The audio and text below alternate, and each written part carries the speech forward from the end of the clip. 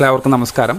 ഹർഘർ തിരങ്ക എന്ന പ്രവർത്തനത്തിൻ്റെ ഭാഗമാവുന്നതിന് എന്തൊക്കെ പ്രവർത്തനങ്ങളാണ്, എങ്ങനെയാണത് ചെയ്യേണ്ടത് എന്നുള്ളത് ഉൾപ്പെടുത്തിക്കൊണ്ടുള്ളൊരു സെഷനാണിത്.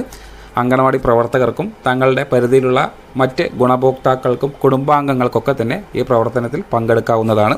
അപ്പോൾ അതെങ്ങനെയാണ് ഇത്തരം പ്രവർത്തനങ്ങൾ ചെയ്യേണ്ടത് എന്നുള്ള ആശയമാണ് ആദ്യം വിവരിക്കുന്നത്. അതായത് ടീച്ചറാണെങ്കിലും ഗുണഭോക്താക്കളാണെങ്കിലും നമ്മളുടെ ഇന്ത്യൻ പതാക കയ്യിലേന്തി അതൊരു സെൽഫിയായി ഫോട്ടോ എടുത്ത് ഞങ്ങൾക്ക് ഓൾറെഡി ഫോണിനകത്തേക്ക് സേവ് ചെയ്ത് വെച്ചിട്ടുണ്ടാവും. അതൊന്ന് അപ്ലോഡ് ചെയ്തെടുക്കുക.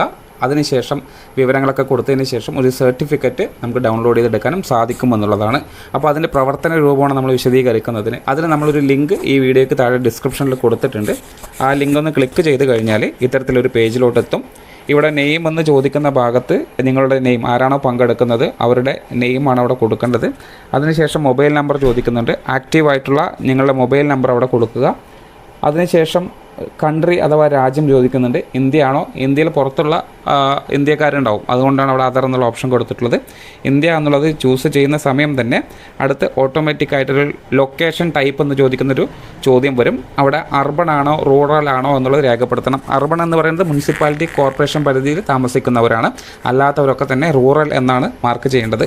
അത്തരത്തിൽ മാർക്കിംഗ് കൊടുത്ത ഉടനെ തന്നെ അടുത്തൊരു കോളം കൂടി ആഡ് ചെയ്ത് വരും. അവിടെ സ്റ്റേറ്റ് ആണ്, അതായത് ഇന്ത്യ രാജ്യത്തുള്ള ഏത് സംസ്ഥാനത്താണ് നമ്മൾ താമസിക്കുന്നത് എന്നുള്ളത് കൃത്യമായി തിരഞ്ഞെടുക്കുക. കേരള സെലക്ട് ചെയ്തു. തൊട്ട് താഴെ ഡിസ്ട്രിക്റ്റ് വരും, നിങ്ങളുടെ ബ്ലോക്ക് വരും, ഗ്രാമപഞ്ചായത്ത് വരും. ഇതെല്ലാം തന്നെ കൃത്യമായി രേഖപ്പെടുത്തി തൊട്ട് താഴെ അപ്ലോഡ് സെൽഫി എന്ന് കാണുന്ന ഈ ഭാഗം ഒന്ന് ക്ലിക്ക് ചെയ്യുക. ഇത്തരത്തിൽ ക്ലിക്ക് ചെയ്ത ഉടനെ തന്നെ വീണ്ടും ഒരു 2 ഓപ്ഷൻ വരും. ഒന്ന് ബ്രൗസ് ഫയൽ എന്നും 2 ക്ലിക്ക് പിക്ചർ എന്നും വരും. ഞാൻ നേരത്തെ പറഞ്ഞത് പ്രകാരം നിങ്ങൾ ഈ ഫോട്ടോ എടുത്ത് ഫോണിനകത്ത് ഓൾറെഡി സേവ് ചെയ്തതാണെങ്കിൽ ഈ ബ്രൗസ് ഫയൽ എന്ന് കാണുന്ന ഈ ഭാഗമാണ് ക്ലിക്ക് ചെയ്യേണ്ടത്.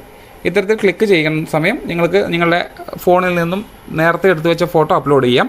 അല്ല, ഫോട്ടോ എടുത്തിട്ടില്ല, ഇപ്പോഴാണ് ഫോട്ടോ എടുക്കുന്നതെങ്കിൽ ക്ലിക്ക് പിക്ചർ എന്ന് കാണുന്ന ഈ പച്ച ബട്ടൺ ക്ലിക്ക് ചെയ്ത് തത്സമയം തന്നെ അത്തരത്തിലൊരു ഫോട്ടോ എടുത്ത് നിങ്ങൾക്ക് അപ്ലോഡ് ചെയ്യാം. അപ്പോൾ അതിനേക്കാളും നല്ലത് ഓൾറെഡി ഒരു ഫോട്ടോ എടുത്ത് വെക്കുന്നതാണ്. അത്തരത്തിൽ ഫോട്ടോ എടുത്തു കഴിഞ്ഞാൽ അവിടെ ക്ലിക്ക് ചെയ്യുക. ഇവിടെ ബ്രൗസ് ഫയൽസ് എന്ന് കാണുന്ന ഭാഗം ക്ലിക്ക് ചെയ്ത് കഴിഞ്ഞാൽ ഇത്തരത്തിൽ നിങ്ങളുടെ ഫോണിൻ്റെ ഗാലറിയിലോട്ടെത്തും. അവിടെ നിന്ന് നിങ്ങളുടെ ആ ഫോട്ടോ അപ്ലോഡ് ചെയ്യുക. അപ്ലോഡ് ചെയ്ത ഉടനെ തന്നെ നിങ്ങൾക്ക് ഇത്തരത്തിലൊരു സന്ദേശം വരും.